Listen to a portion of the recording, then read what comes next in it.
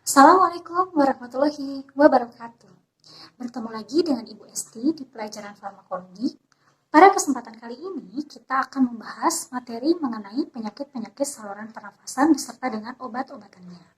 Untuk mempelajari lebih lanjut, mari kita simak video ini. Tonton sampai selesai ya.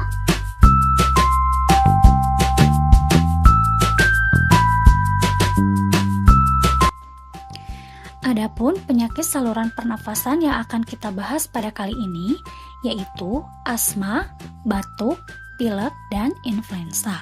Kenapa kita bahas keempat penyakit ini? Karena keempat penyakit ini merupakan penyakit yang banyak diderita oleh masyarakat.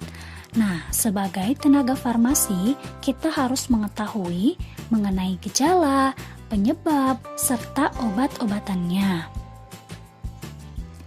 Yang pertama, kita akan bahas mengenai asma. Asma adalah suatu keadaan di mana saluran nafas mengalami penyempitan karena hiperaktivitas terhadap rangsangan tertentu yang menyebabkan peradangan, di mana penyempitan ini bersifat sementara. Maka dari itu, asma disebut reaksi inflamatori atau dikenal sebagai reaksi alergi atau peradangan. Seorang penderita asma memiliki respon tubuh yang berlebihan. Respon tubuh ini disebabkan adanya alergen yang menyebabkan terjadinya reaksi alergi. Alergen ini bisa disebabkan oleh debu, bulu kucing, atau alergi cuaca dingin. Penderita asma harus menghindari penyebab-penyebab terjadinya alergi. Bisa dilihat pada gambar sebelah kiri kalian. Itu merupakan gambar saluran pernafasan normal dan sebelah kanan yang abnormal. Sangat berbeda secara signifikan, bukan? Untuk saluran pernafasan yang normal, terlihat tidak ada sesuatu yang menghalanginya, sehingga dapat menghirup oksigen dan mengeluarkan karbon dioksida secara leluasa.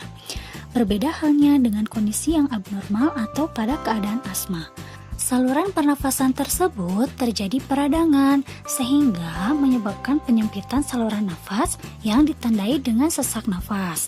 Oleh karena itu, diperlukan suatu obat untuk mengurangi penyempitan saluran pernafasan atau disebut sebagai bronkodilator. Kemudian, penyakit yang akan kita bahas selanjutnya adalah batuk.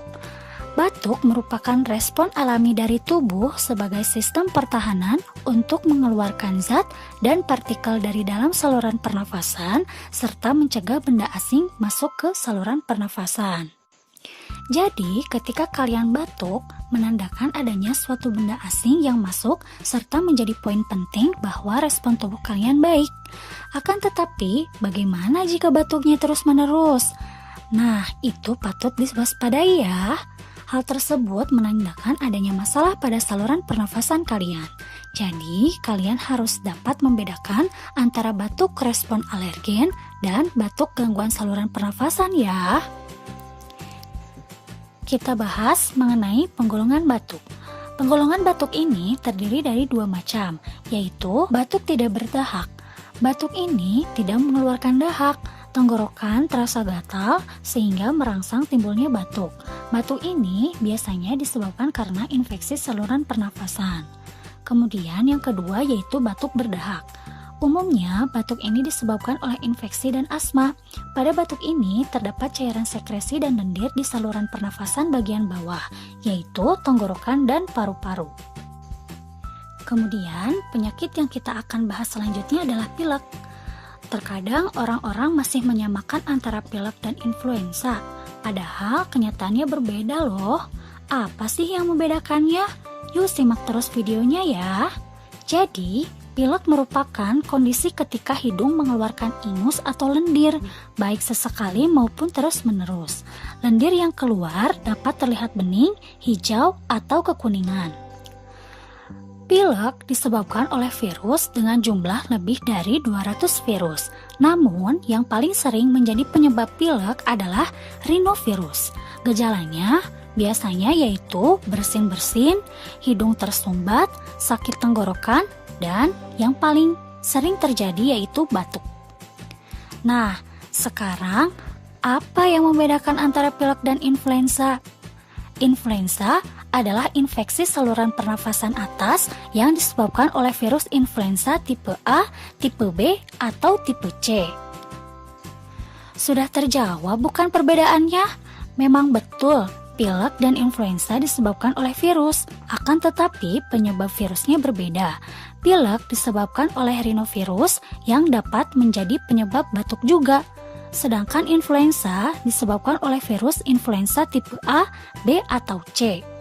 Selain itu, penyebab gejalanya juga berbeda. Jika influenza menyebabkan bersin-bersin, sakit tenggorokan, demam, menggigil, rasa lemah. Pilek pun sama menyebabkan gejala seperti itu, akan tetapi sifatnya lebih ringan. Biasanya, orang yang terkena influenza akan mengalami gejala yang hebat dan penderita akan sulit melakukan aktivitas seperti biasanya.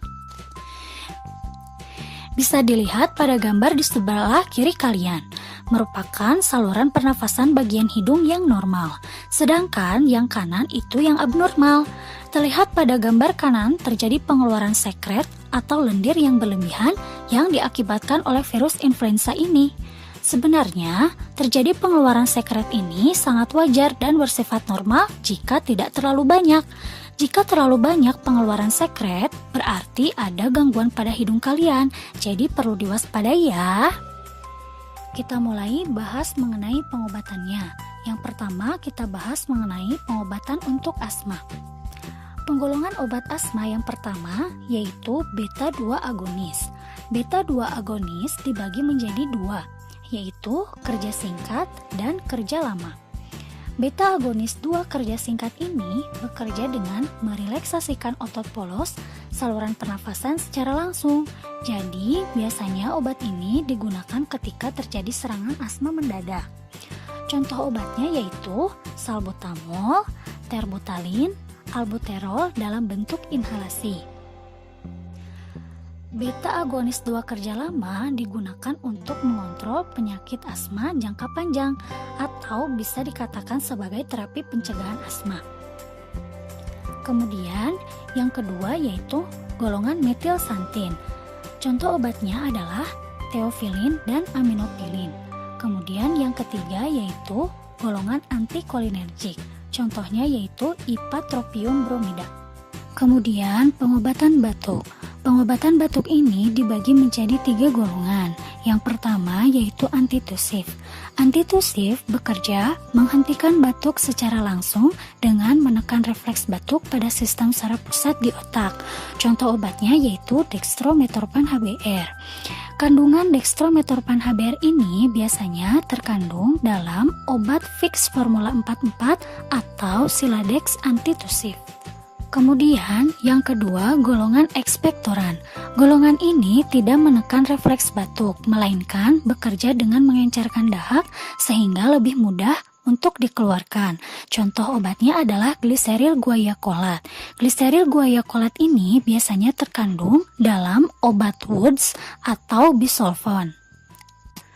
Kemudian golongan yang ketiga adalah mukolitik. Golongan ini bekerja mengurangi kekentalan dahak dan mengeluarkannya melalui batuk sehingga dahak mudah untuk dikeluarkan. Contoh obatnya adalah bromhexin atau ambroxol. Akan tetapi obat ini biasanya harus sesuai dengan resep dokter. Obat ambroxol memiliki logo lingkaran merah dengan huruf K pada bagian tengahnya. Selanjutnya, pengobatan influenza dan pilek. Biasanya, pengobatan influenza dan pilek ini memerlukan golongan dekongestan. Kenapa memerlukan golongan dekongestan? Biasanya, obat dekongestan ini digunakan untuk memperlancar pernafasan di hidung. Bentuk sediaan yang tersedia bisa tablet lepas lambat, sirup dan drop, inhaler, tetes hidung, atau semprot hidung. Nah, di sini ada contoh obatnya yaitu fenilpropanolamin atau bisa juga phenylephrine. Nah, salah satu contoh obatnya terkandung dalam demakolin atau flucadex. Dan obat ini dapat diperoleh di apotek dan gunaannya sesuai dengan petunjuk. Gimana? Sudah kalian tonton videonya sampai selesai kan? Jika ada pertanyaan atau materi-materi yang belum kalian pahami, kalian boleh komen di kolom komentar di bawah ya. Dan insya Allah akan Ibu jawab. Untuk kalian yang sudah menonton video ini sampai selesai, terima kasih banyak ya. Dan sampai ketemu di video materi berikutnya. Bye-bye.